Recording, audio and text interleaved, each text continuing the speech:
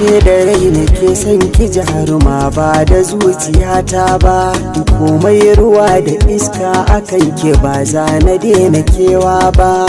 Idan na samu zarar samin ke ba za na tanka kowa ba. Ni ban ga mai harara ba bare na waiwaya.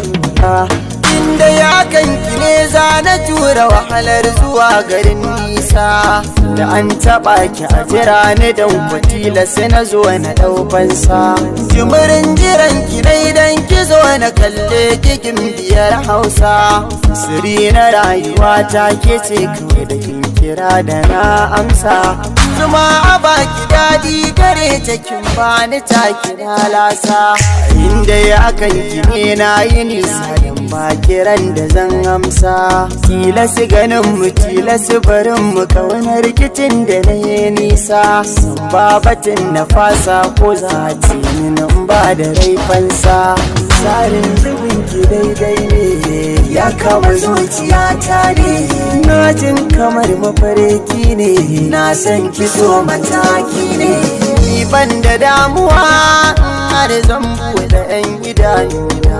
Kalle ki ga ki da badali to me za ya damu kalbina.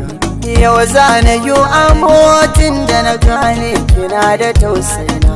Dan yanzu na zamo waya mafatauci mai bidar gurin kwana. Na kwallashe ladan sanar da iyamar ya kalamai. Daga zuciya nake kwatanta na zayyano jawabai. Idan babu ke ina ne zan saka zuciyar ta bar yawan kuna. Kowa da nasa amma ni ke ce cikar muradaina. Yau gane an ruwa kusa da kada zo ki ce cikar kuna. Komai da mafita kar da ki saba da furta ban kwana.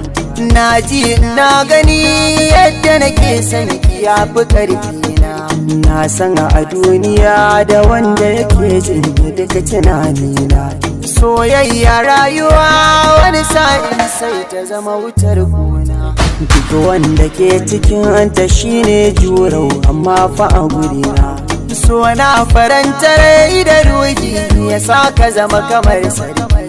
Kuma rayuwa da so misali naina kama da a mafarki. Samari mi haƙuri idan har mun samu so mu sa sauki. Mata mi haƙuri idan har mun samu so mu sa sauki.